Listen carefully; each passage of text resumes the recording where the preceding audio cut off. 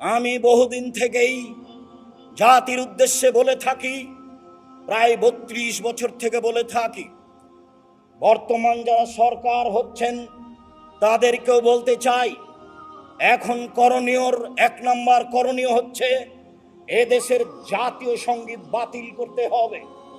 জাতীয় সঙ্গীতে ঠাকুর যতবার বলেছে ওমা তোমার আকাশ তোমার বাতাস, ততবার ঠাকুর কালিমাকে বলেছে ও কালিমা তোমার আকাশ তোমার বাতাস।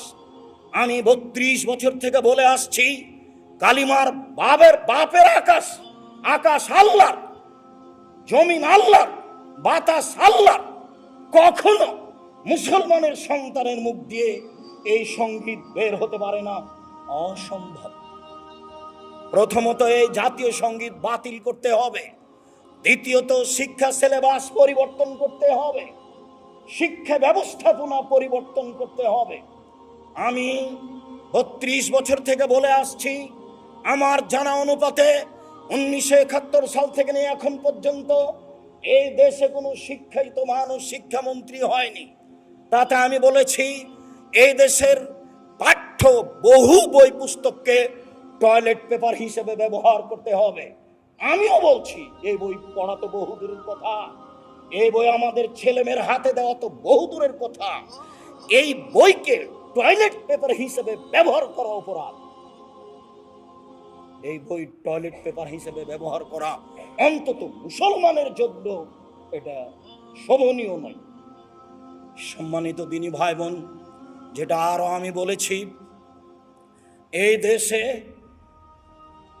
এমন একটি আইন বাস্তবায়ন করতে হবে যেখানে অন্তত প্রথম শ্রেণী থেকে অষ্টম শ্রেণী পর্যন্ত ছেলেরা কোরআন মাজিদ পড়তে শিখে পড়াতে বাধ্য করা হবে, সেখানে থাকতেই হবে। সম্মানিত দিনী ভাই বোন, আমি একথাও বলেছি এই দেশের সংবিধানে একটি আইন থাকতে হবে যেখানে শরীয়ত বিরোধী কোনো কর্মকাণ্ড গ্রহণ করা হবে না। এই আইন সংবিধানে থাকতে হবে। সম্মানিত দিনী ভাই বোন, একথাও বলতে চাই, এই দেশের সরকার ইলেকশনে হবে না, সিলেকশনে হবে। হিন্দু মুসলমান বৌদ্ধ খ্রিস্টান টোকায়ের ভোটে সরকার নির্বাচন হবে না। সরকার নির্বাচন হবে জ্ঞানীগুণী সুশিক্ষিত বুদ্ধিমান হুঁশিয়ার মানুষের পরামর্শে।